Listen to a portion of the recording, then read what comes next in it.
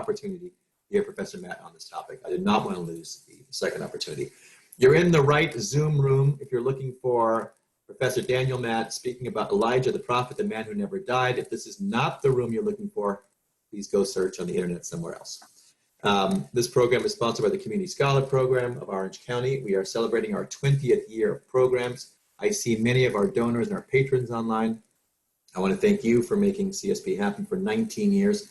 As we enter our 20th year, I hope you will support us again. I think we were a needed asset in our community for 19 years, and we're even more needed now as we go into the 20th year because of the programs that we can do online. And I hope you will support us when you get information about how to support us. I'm dedicating today's program in memory of Ron Glickman. Many of you knew Ron. I was actually quite surprised to find he passed away last week. Ron was a member of CSP, and we've had his son speak for us on 2 occasions. He will be missed. And as I mentioned, I want to dedicate today in his memory. Upcoming programs I want to mention just briefly for CSP. This week, May 5th, which is hopefully tomorrow, Robbie Greengrass is back. Everything you need to know about Israel through the songs of Kobe Oz and T-Pax.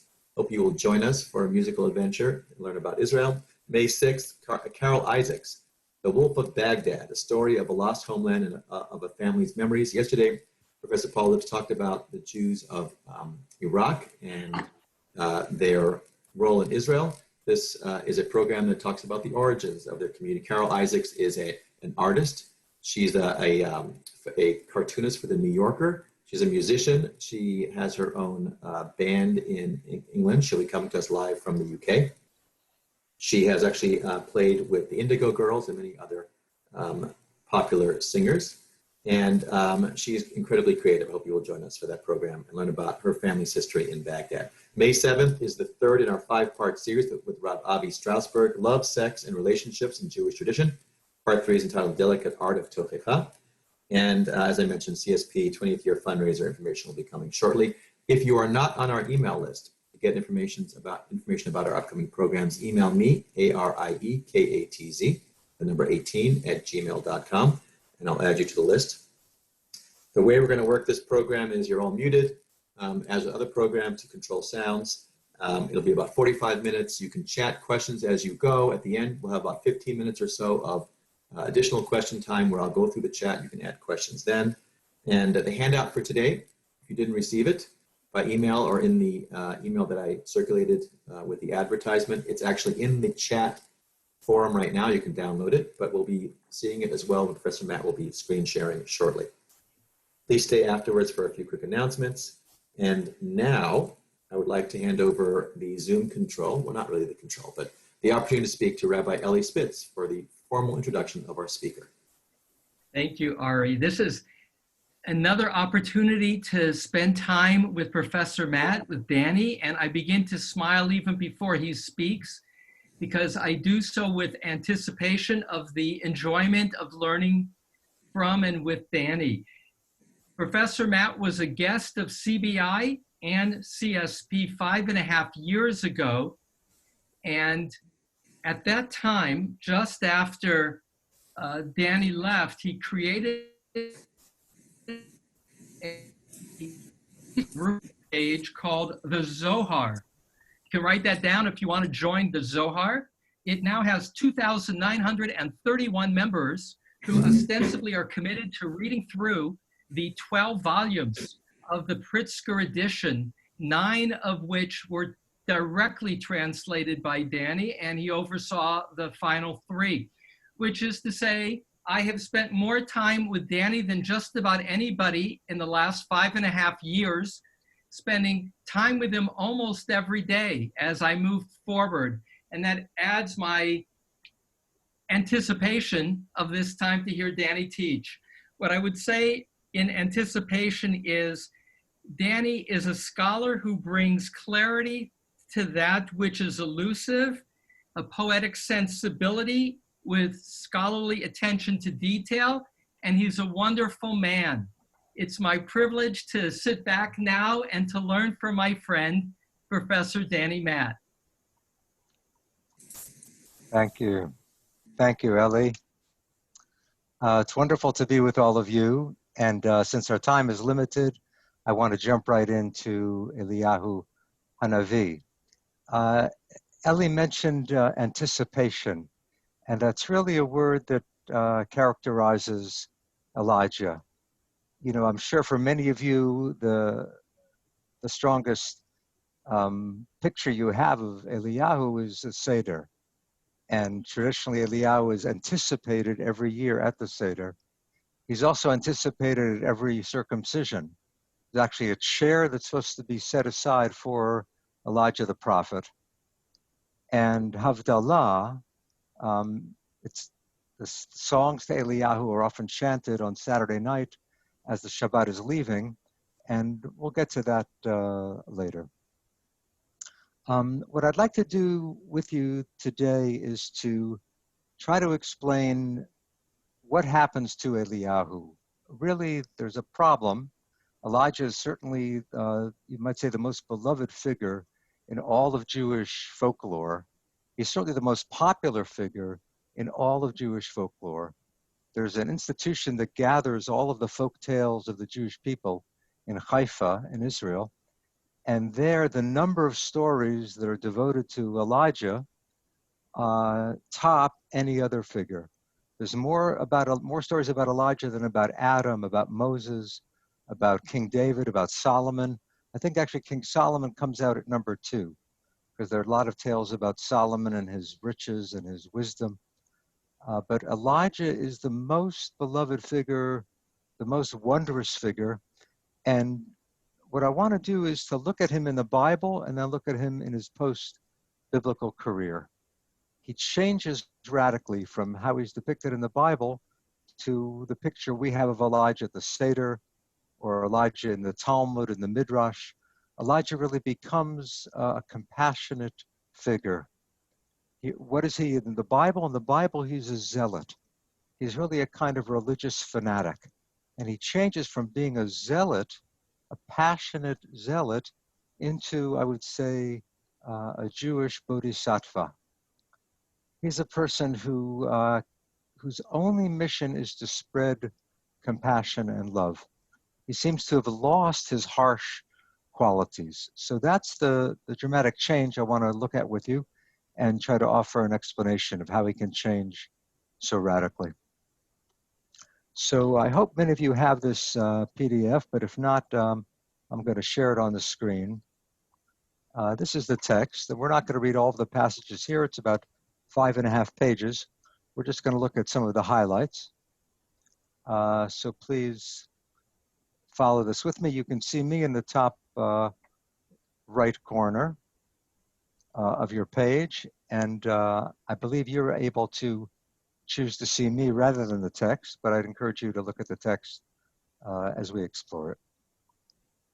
So, number 1, Elijah in the Bible. The first time he appears is in the book of Kings, chapter 17.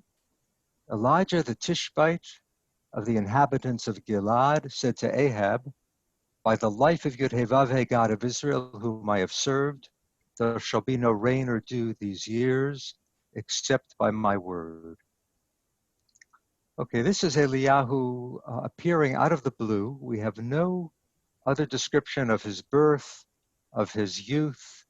We don't know the names of his parents. The first time his name ever appears is in the middle of the first book of Kings, where he confronts King Ahab. Ahab had been worshiping Baal, the Canaanite god of fertility, and Asherah, the consort of Baal, the goddess of fertility. Ahab was worshiping those Canaanite gods and goddesses, especially because of his wife Jezebel. Right? Things in the Bible are often blamed on a woman. And Jezebel added to the Baal worship, or brought her own particular Baal worship. She was a princess from the kingdom of Tyre or Sidon in Lebanon. She was a Lebanese princess. And she was married to Ahab by Ahab's father as part of a diplomatic development, trying to establish good relations with neighboring kingdoms. It was a political marriage, Ahab being married to Jezebel. But Jezebel increased the worship of Baal in the land, and Elijah comes and says there will be a drought as punishment. He doesn't say this explicitly, but it's pretty clear that this is in retaliation. This is his punishment for the worship of Baal. Notice Eliyahu's name. His name, Eliyahu. Yahu is a contraction of Yud-He Vav-He, of the unpronounceable name. My God is Yahweh. My God is Yahu. So many biblical names have a divine element in them, but Eliyahu is unique. He's not the only person, but one of the few people who has two divine elements. He's suffused with God. He's impassioned.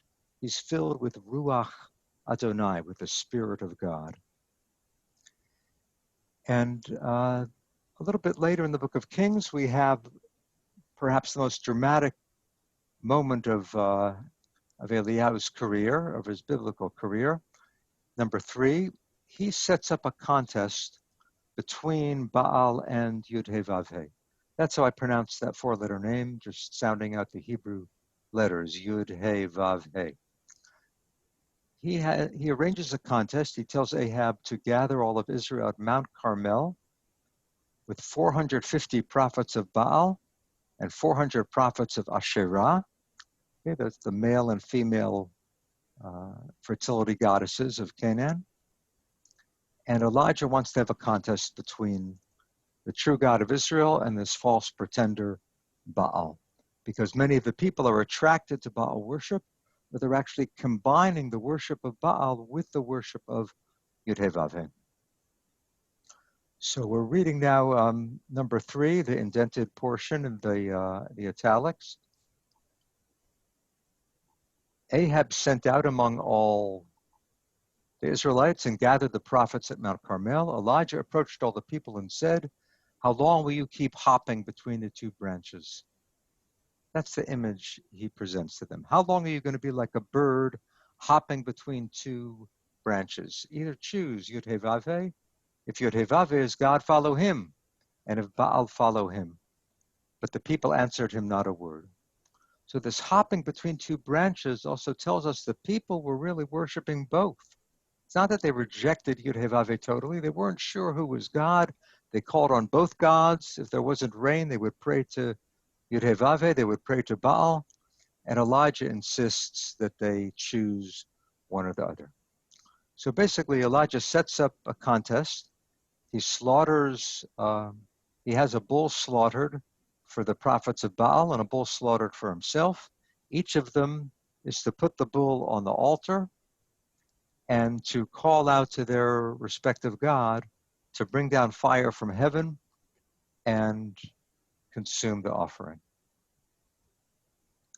And then he lets the prophets of Baal go first. He lets them try first. They call on the name of Baal, and then Elijah mocks them. At noon, Elijah mocked them, saying, "Call out loudly. You're not shouting louder enough, for he is a god. Perhaps he is defecating or urinating or off on a journey. Perhaps he is sleeping and will wake up." He mocks the prophets of Baal, and now they start calling more loudly, gashing themselves, but they're unable to produce any response from heaven.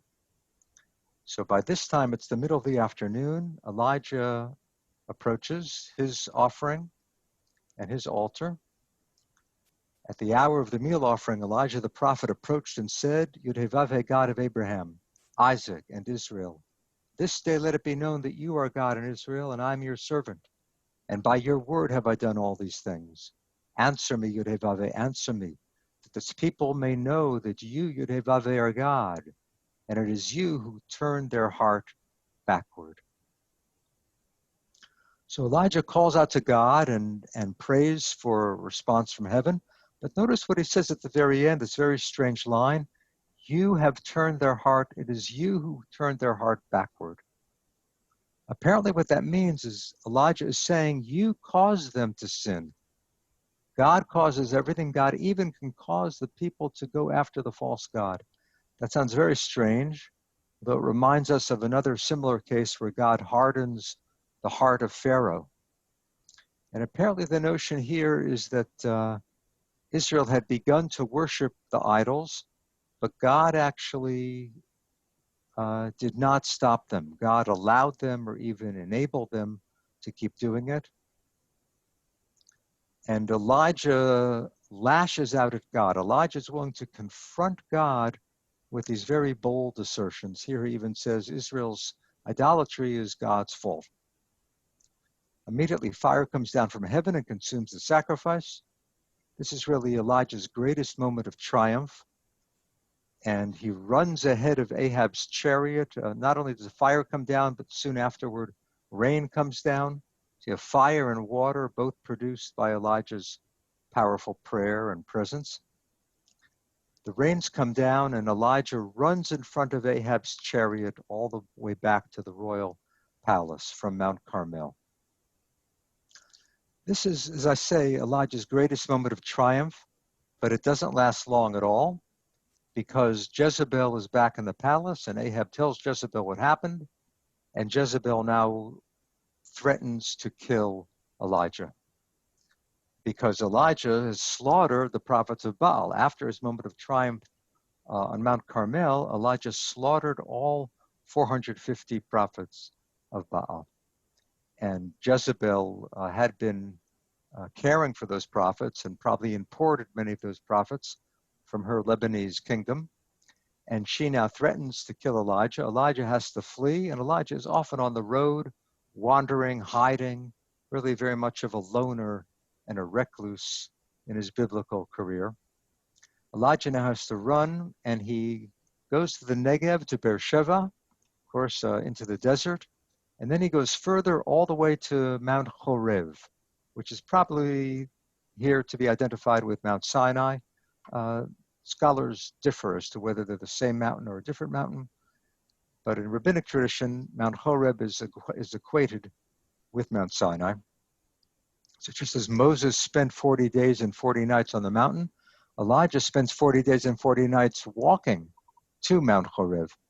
And there God appears to him in a remarkable passage. One of the most beautiful, really one of the most significant passages of divine revelation in the entire Bible, chapter 19 of the first book of Kings. Yudhevaveh said, "Go out and stand on the mountain before Yudhevaveh. Look, Yudhevaveh is passing by with a great and mighty wind, tearing out mountains and shattering rocks before Yudhevaveh. Not in the wind is Yudhevaveh. And after the wind, an earthquake. Not in the earthquake is Yudhevaveh. And after the earthquake, fire. Not in the fire is Yudhevaveh. And after the fire, a sound of sheer silence." Notice God is not to be revealed in the dramatic phenomena of nature, in the wind, in the earthquake, in the fire. Those just pass by. You might say those prepare the way for the divine revelation. But how is God actually revealed?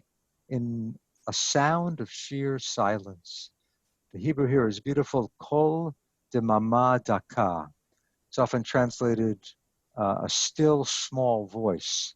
But that's not what it means. It's a sound of sheer silence, or a bare whisper, perhaps, a murmuring, a gentle murmuring, but it may mean actually a sound of silence. God is in the emptiness.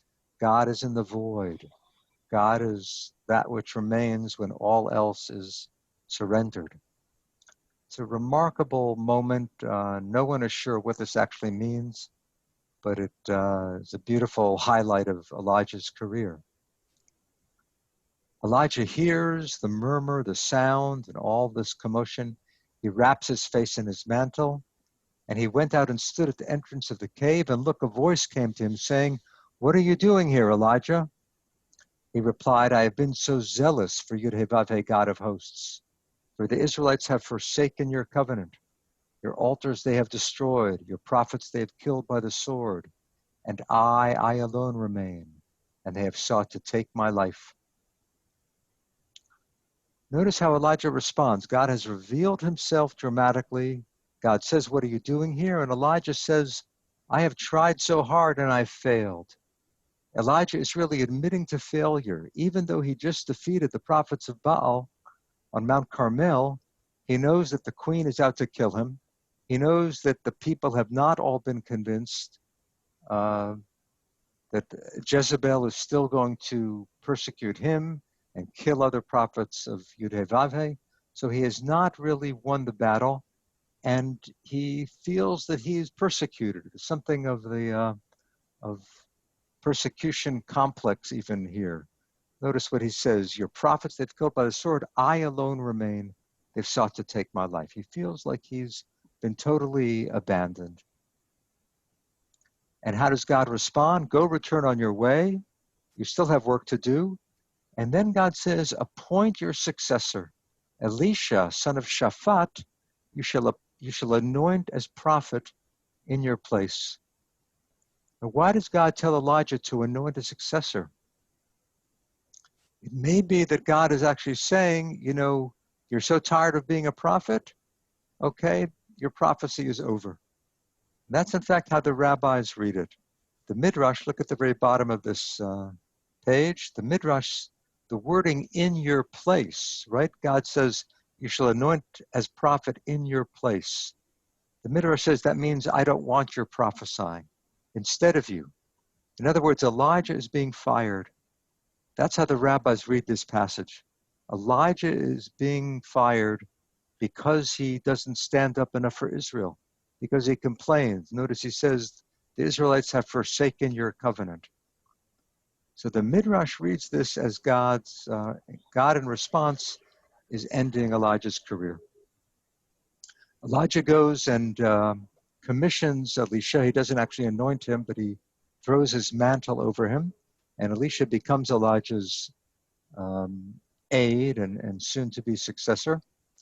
And the last passage we'll look at in Kings is number 5 here, the bottom of page 2, the description of Elijah's disappearance. Elijah and Elisha are doing a kind of farewell tour all around the Jordan Valley, visiting different communities where there are devotees. And Elijah is saying goodbye to his colleagues and his circle. And now just Elisha, the disciple, and Elijah, the master, are walking along. As they went along, walking and talking, suddenly a chariot of fire and horses of fire appeared, separating the two of them. And Elijah went up to heaven in a whirlwind. Elisha was watching and kept crying out, my father, Israel's chariots and horsemen. And he saw him no more. Then he grasped his garments and tore them in two. So Elisha sees this, Elijah being taken up to heaven. Elisha cries out, my father, calling out to Elijah. Israel's chariots and horsemen, that may refer to the actual chariot that is carrying Elijah, or it may be that Elisha is calling Elijah Israel's chariots, because Elijah is defending the people. Elijah's holiness and charisma, Elijah's power is defending the people, so he represents Israel's chariots. And he saw him no more. Elisha saw Elijah no more. Then Elisha grasped his garments. Elisha grabbed his own garments and tore them in two. Why did he tear his garments? In mourning, right? This is a traditional sign of mourning. We find it elsewhere in the Bible too. So Elisha tears his garments because Elijah has died. That's what Elisha thinks. It's unclear here whether Elijah has actually died or whether he's been taken up to heaven alive. Right? Notice what it says. It says a chariot of fire appeared and Elijah went up to heaven in a whirlwind. That's all it says. So it's kind of left open. It's ambiguous. The reader can't really determine for sure whether Elijah has died a spectacular death or whether he has overcome death entirely. But the rabbis assume that he overcame death. In Rabbinic Literature, in the Talmud and the Midrash, Eliyahu chai v'kayam. Elijah is alive and still enduring. Elijah never tasted the taste of death. And there is actually another passage in the Bible itself where we find Elijah as somehow still existing after his disappearance. So we shouldn't say he died, he disappeared. He was taken, and the book of Kings leaves it open as to what actually happened to him. But in the very end of all the prophets, In the book of Malachi, you see here the indented portion, number 6. This is the prophet Malachi, his book is composed around the year 500. So this is about 350 years after Elijah has disappeared. Malachi says this: "Look, I'm sending to you Elijah the prophet before the coming of the day of Yud-Heh-Vav-Heh, great and awesome. He will bring fathers' hearts back to their children, and children's hearts to their fathers, lest I come and strike the land with sacred destruction." So Malachi is predicting that Elijah will come back. God will send Elijah back on the eve of the final day. It's not called here the Messiah, because you don't yet have the notion of a day of the Messiah, but you have what's called the day of Yud-Heh-Vav-Heh, the day of the Lord. This is seen as an apocalyptic end of history, when God will punish the wicked and reward the righteous, when God will resurrect the dead. Eventually, this grows into the idea of resurrection. So Elijah will come back before the final day. The rabbis conclude that Elijah will come back before the Messiah. And in fact, Elijah will announce the coming of the Messiah. Because notice here it says, before the coming of the final day. The rabbis developed from this the idea, you could say gradually the idea developed, that Elijah would announce the coming of the Mashiach. That's one of his main roles in post-biblical Judaism. In his post-biblical career, he becomes the one who will appear on the eve of the Mashiach, one day before the Mashiach, or 3 days before the Mashiach. Usually it is said one day before the Mashiach, and he'll announce the coming of the Messiah. So that covers some of the highlights of Eliyahu in the Bible. And the time we have left, I want to look at a few developments in Talmud and Midrash. And again, the question we're exploring is, how does this harsh zealot, right? He's confronting King Ahab. He's killing the prophets of Baal. He's a very, very unpredictable character and harsh. He's even described as wearing a belt around his waist and a hairy man. He's something of a wild man.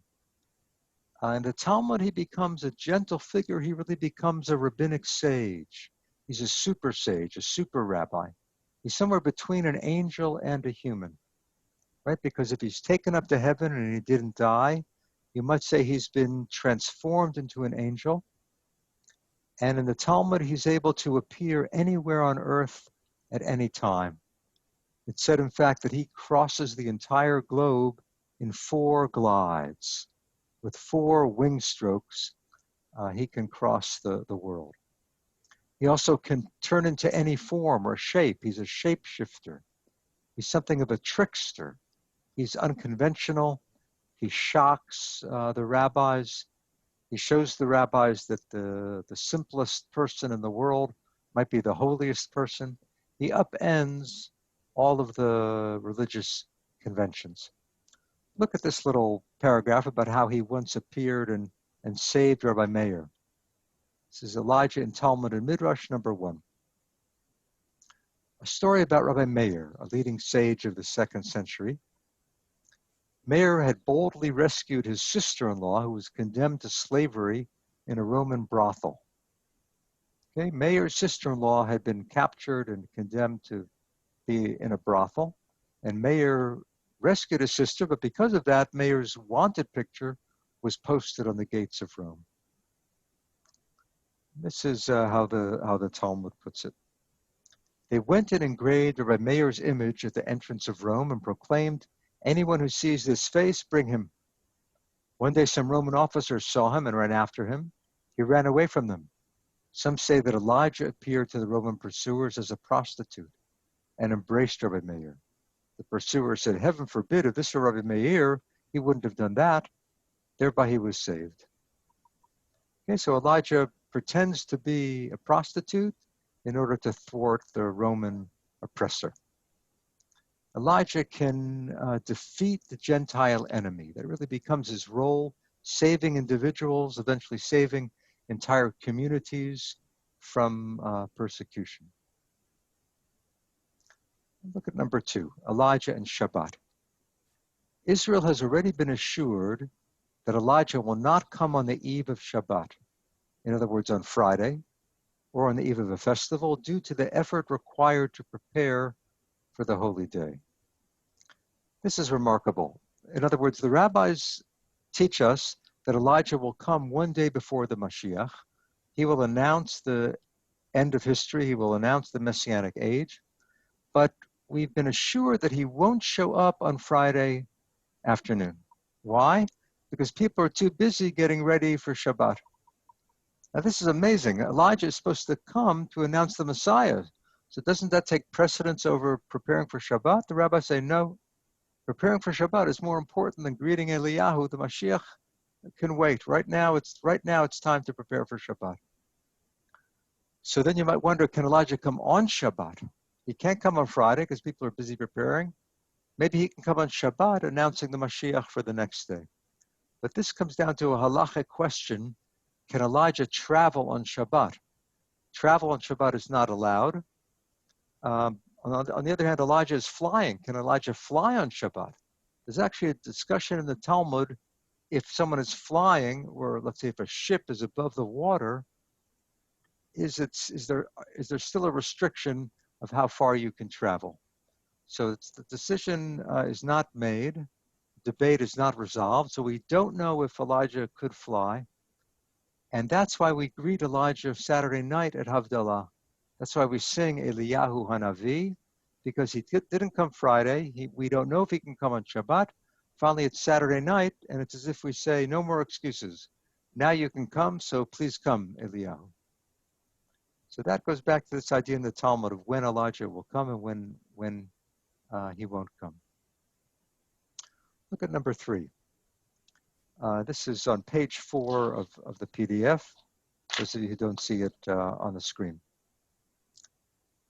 Elijah and Teshuvah. Teshuvah is turning back to God, often translated repentance, but that's really not a good translation. Turning or returning, reorienting oneself, finding a connection with the divine. That's Teshuvah.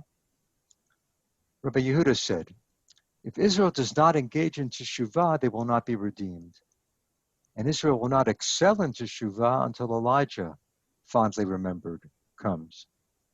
As is said, look, I'm sending to you Elijah the prophet before the coming of the day of Yud-Heh-Vav-Heh, great and awesome. The Heshiv, he will bring back fathers' hearts to their children and children's hearts back to their fathers. So because the prophet Malachi says Veheshiv, Rabbi Yehuda links that with the word Teshuvah. Eliyahu is the one who will bring Israel back. So even though he was harsh in his biblical persona, in his biblical career, he's castigating Israel, he will be more gentle, he will be gentler, he will learn compassion, and Elijah will stimulate our teshuvah. I would say that really what goes on between the Bible and the Talmud is that Eliyahu is undergoing a tikkun. Eliyahu is being mended in a way. He was too harsh. He was too severe. And you might say that he doesn't die so that he'll have the opportunity to come back and mellow a little bit, so that he will turn into the defender of Israel rather than the one accusing Israel.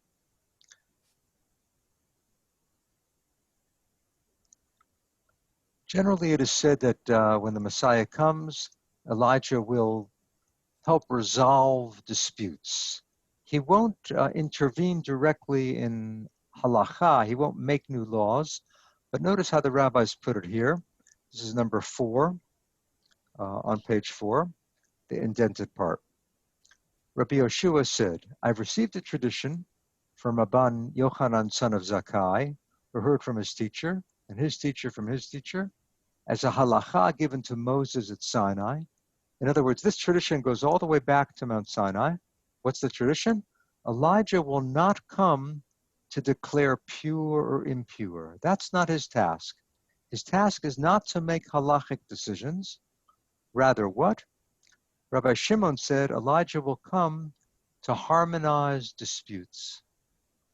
That will be his role. If scholars are disputing, Elijah will find a way to get them to compromise.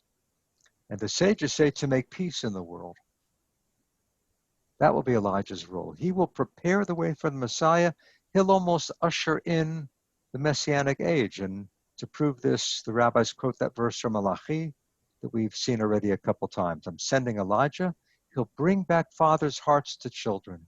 Maybe that's the ultimate peace. That's the ultimate harmony, to restore family love, to bridge the generations. That's really Elijah's role. He's always the one in between.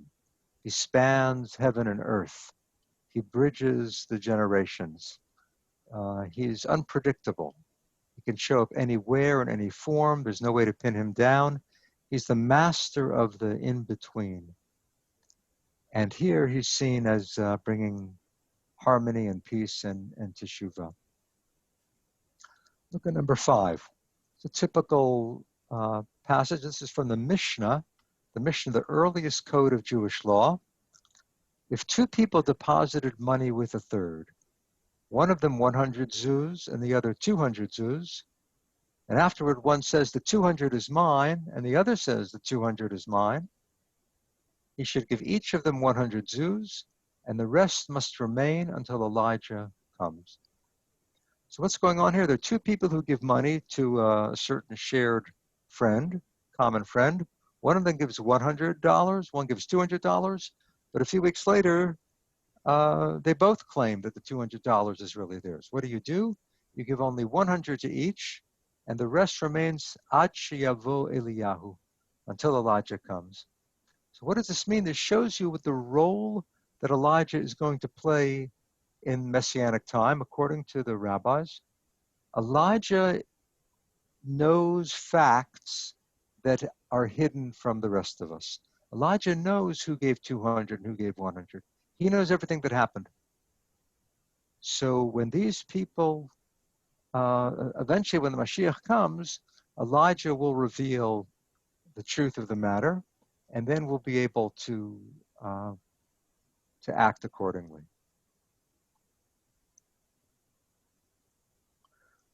Elijah comes at the Seder.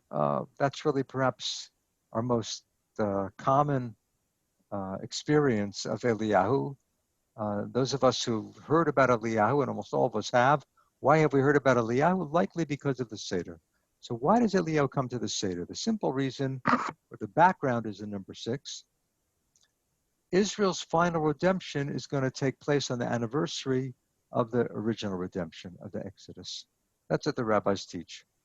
On that night, on the night of Passover, Messiah and Elijah will appear. A parable is told, but you can look at that on your own.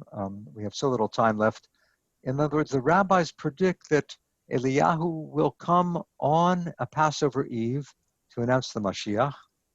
So you might say that's why we leave a cup of wine, and that's why we leave the door open. The actual development of this custom goes something like this. In the background is this idea that Elijah will come on Passover, on Pesach. But there was a tradition that this night was one of such protection. The night of the Seder was called Leil Shimurim, the night of watching. God is watching over Israel, and in some communities in Europe, the doors were left open. In Europe and North Africa, the doors were left open all night of the first night of Pesach. Not just during the Seder, the whole night long. The door was left open because it was felt there's no need to close the doors, no need for protection. God is watching over us. Eventually, someone imagined, or the idea developed, if the doors are open, maybe they're open because so that we can run out immediately if Eliyahu appears, and we won't be delayed even 1 second. The doors will be open, we can run out and greet him. Or that Eliyahu will come as a guest. You're supposed to invite guests on the Seder, Eliyahu should be invited. And then the idea was added, if Eliyahu is coming, we should give him some wine. So there should be a cup of wine for Eliyahu.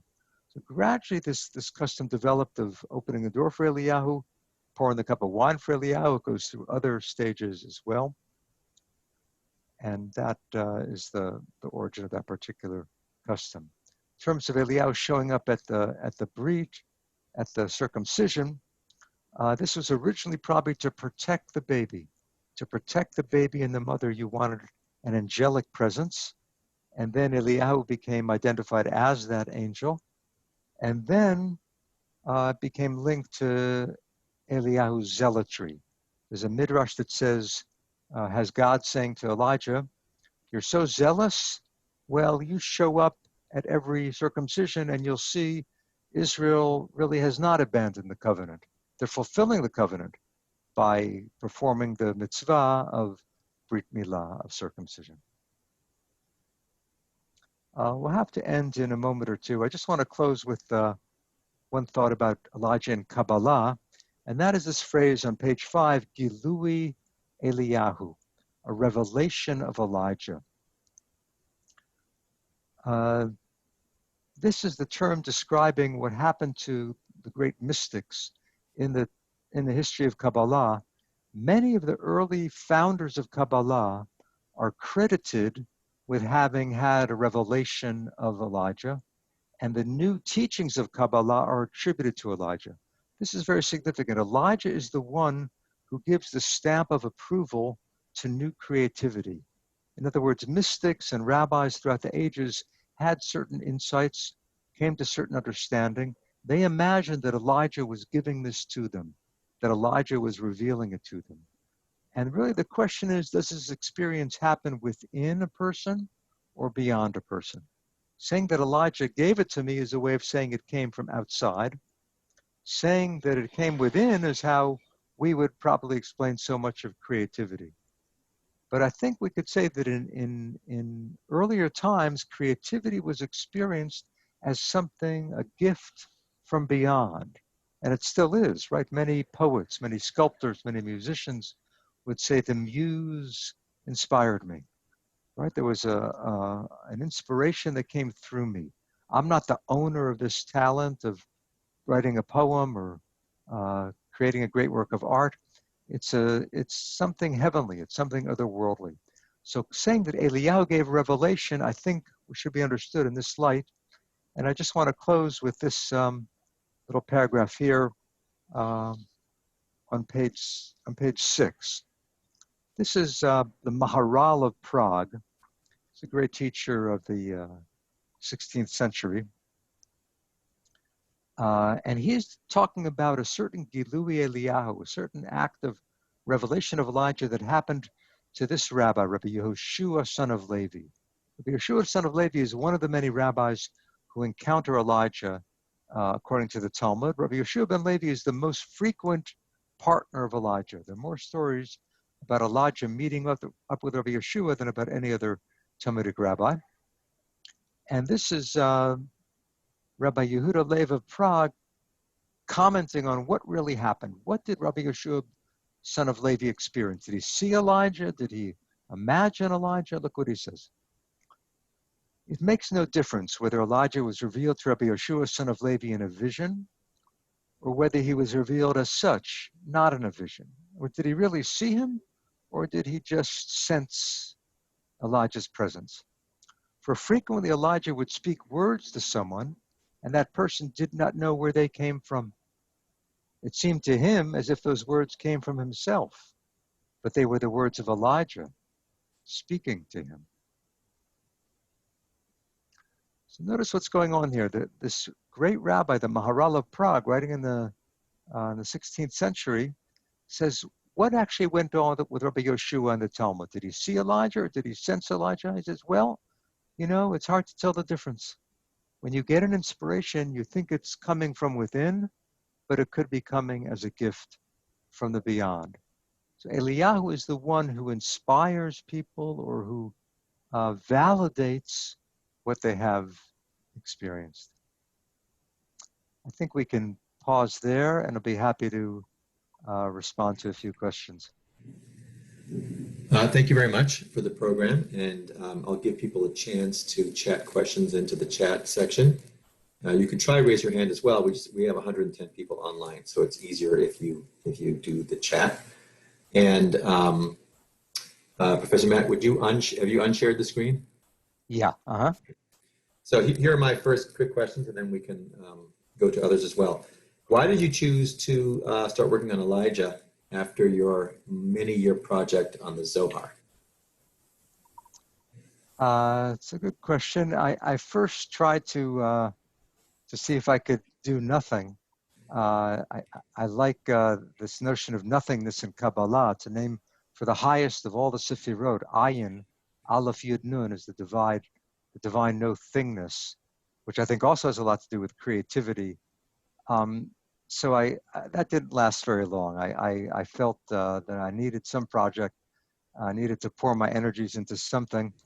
And I was asked by the editors of the series Jewish Lives of Yale University Press to pick someone to write on. And I thought about other people and explored a few possibilities, but just, I don't know, Elijah has always been intriguing to me, and he's such a mysterious, elusive figure. And then it turns out I had realized that Eliyahu is significant for Kabbalah, but he's actually a key to Kabbalah. In fact, some people say that what Moses is to the Torah, Elijah is to the Kabbalah. One scholar has actually put it that way. I think that may be exaggerating a little, but it's been a wonderful adventure, and I hope to finish sometime in the next few months. So I think the book will be out in a year or two. Okay, and then why is there such a gap in our literature between the first part of what you talked about, the biblical story, and then Malachi? How many years is that in the gap between the? I mean, Eliyahu is really a very gradual development, right? The Book of Kings is presumably what happened to Eliyahu during his lifetime. So that's the 9th century BCE. He's probably born, around the year 900 and died maybe around the year 850. So those 50 years are when he actually lived and when King Ahab was the king of Israel. The next reference we have in the Bible is probably 300 years later in Malachi. You could say that's a big gap, but at least it's something in the Bible. There's actually one more reference in the book of Chronicles that talks about something supposedly Elijah did 7 years after he disappeared. It says that a certain king, I think it was King Jehoram, or King Yehoshaphat, received a letter from Eliyahu. So this has Eliyahu writing a letter 7 years after he disappeared. Some people take that as an indication that he was already in heaven but not dead. But it's something of a mystery, that passage. But then you have the next real development, the next dramatic development is in rabbinic literature. Elijah's mentioned in some other texts too, but it's really in the Talmud and Midrash that he changes so dramatically. So what I was trying to explore is how does he change from being this zealot to being a Jewish bodhisattva, to being a compassionate figure. That dramatic change, could be seen partly as Elijah's opportunity to grow, to make a tikkun. He had to overcome his own harshness. He had to learn chesed. He was a great spokesperson for God, but he didn't relate to people in a sensitive way. There was a question about whether the story of Elijah in our text is meant, I guess you can see it two ways. Is this the way God can communicate with us now, still? Did the rabbis use Elijah, the story of Elijah, to maybe make that statement? Because prophecy was taken away from us.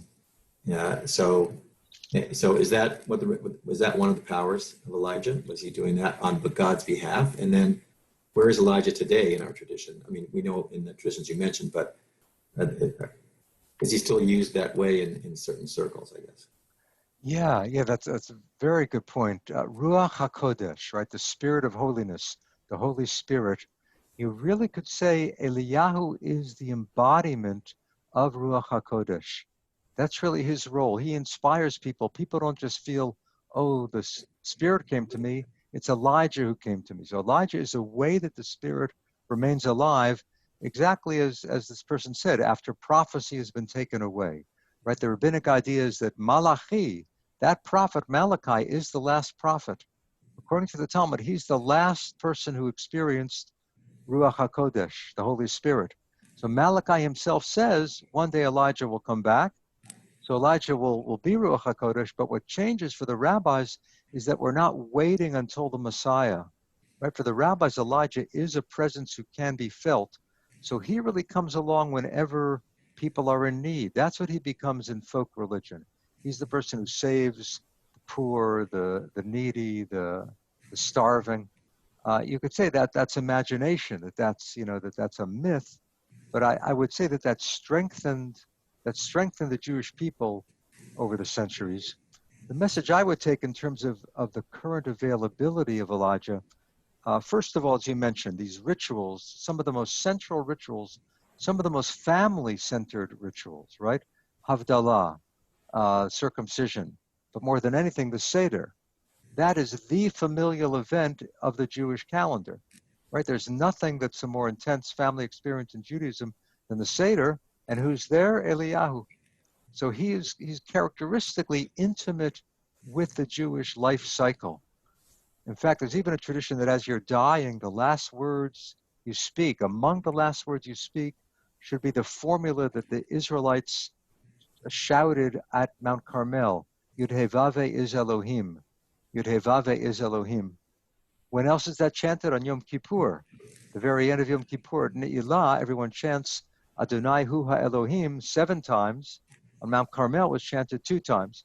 So Elijah just pervades the Jewish life and the Jewish ritual, the Jewish Siddur. He's invoked every day in Birkat HaMazon and every Saturday evening. So I would say in that sense, Eliyahu is present, but I think even more significantly, what Eliyahu shows is that you can make a tikkun. It's because Eliyahu is flawed that he's really so significant. If he were perfect, he wouldn't be so important. If he were perfect, he wouldn't be so interesting. But because he's flawed, he can be a model for us to bring about tikkun. And maybe I'll just conclude by saying a wonderful line from Franz Kafka. And Kafka said, the Messiah will come on the day after his arrival. He'll come when he's no longer necessary. So in a sense, it's not waiting for Elijah to come or waiting for the Messiah to come. It's what can we do to bring about tikkun? What can we do to improve things or to deal with challenges? And in that case, in that sense, Eliyahu inspires us. In Hasidic texts, you have the notion Bechinat Eliyahu, the quality of Elijah, which is in every person. So he's not someone else. He's that fount of creativity, of hope, of inspiration within each of us. Terrific. Did Christianity adopt any of these? Is Elijah in Christian mythology? Yes, Eliyahu is really important in Christianity and in Islam. And Christianity is important because in the New Testament, Jesus actually at one point asked his disciples, who do people say that I am? And some of the disciples say, some people say that you're Elijah. So there were Jews in the first century who thought that Jesus was Elijah reappearing. Now, what's more common in the New Testament is not that Jesus is Elijah, but that John the Baptist is Elijah. John the Baptist is identified as Elijah a number of times in the New Testament. Why? Because Elijah is supposed to announce the Messiah, and John the Baptist is announcing Jesus as Christ. So it fits perfectly that Jesus would be, that John the Baptist would be Elijah. So it's actually a notion in the New Testament. The other significant element in Christianity relating to Elijah is the Carmelites. The Carmelites are a mendicant order, an order of nuns and monks. And why are they called the Carmelites? Because of Mount Carmel. It was begun on Mount Carmel in the time of the Crusades by certain crusading pilgrims. And they believed that Elijah meditated and practiced monkhood on Mount Carmel. It's not exactly what Elijah was doing, but it's close enough. Elijah was the model for their order. And that became one of the main mendicant orders, one of the main celibate orders in Christianity when the Carmelites went back to Europe. So Christianity, they're important. In Islam, you have a mysterious figure known as Al-Khidr. It's an Arabic word that means the green one. And he is a figure probably that predates Islam. But in Islam, he's identified with Elijah. Sometimes they're seen as partners, but sometimes they're identical. Many qualities attributed to Elijah are attributed to Al-Khidr. So it's important in all Western religion, and is a fascinating figure. Truly is. We look forward to reading your book. So when do you think it'll be coming up? I'm not sure. I'm not going to finish it anytime immediately. It'll probably won't be out for a year and a half or 2 years, but sooner or later. Okay. But meanwhile, I could close and just say a word about the online Zohar course. Yeah, I was going to give you that. I've been teaching Zohar online, and those of you who are interested, Ari has sent out a course description. Just take a look at that. There's a new series beginning on May 12th, and we basically read about 5 pages of Zohar using my English translation, the Zohar Pritzker edition. Read about 5 pages a week. I teach for an hour, and then we have discussion, a little bit like we're doing today, about an hour teaching, a half-hour discussion. So you can see all the information in that course description. You're welcome to email me and ask about it. And I'll add that before we started the program, Professor Matt offered CSP a private, maybe 3 or 4 part series on the Zohar. Can you tell us more about what that would be? And then I can email people, and if we have a group that wants to do Sure. it. Yeah, I was thinking for this group, for CSP, to do something like greatest hits of the Zohar. I'm not sure exactly how many sessions or exactly when we'd start, but Ari and I are talking about it. So it would be probably 4 or 5 sessions, and we would just study some Zohar together. And you'd have the PDF ahead of time. I think I would ask them for people to actually have the PDF and print it out, and you can see me and I can see you. But that would be fine. Terrific. Well, I wanted to thank you all for spending Monday afternoon with us. Thank you, Rabbi Spitz, for doing the introduction. And lots of programs this week for CSP. I've emailed you a lot. I have found that if I just email once, I don't capture everyone's imagination. People look at emails at different times and places. So you'll get a variety of emails from me. If it's too many, just you can ignore them. But I hope you will look at it. Join us tomorrow with Robbie Greengrass, Carol Isaacs on Wednesday, Avi Strasberg on Thursday. Lots of programs in the community. Rabbi Spitz is still doing, I believe, a Psalms program through CVI. And if you want information about that, you can email me as well. So thank you again, Professor Matt. Thank you, everybody. Have a terrific Monday. Enjoy the nice weather we have. Bye, friend. Thank you. See you soon. Bye, Farrell. Take care. Shalom. Bye, everybody. Nice seeing you all. You look good.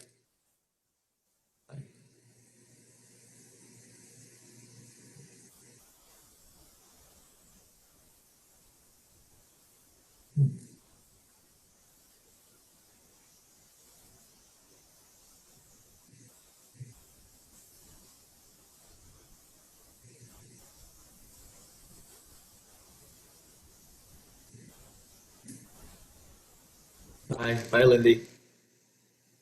Bye, Susan. I see you, David.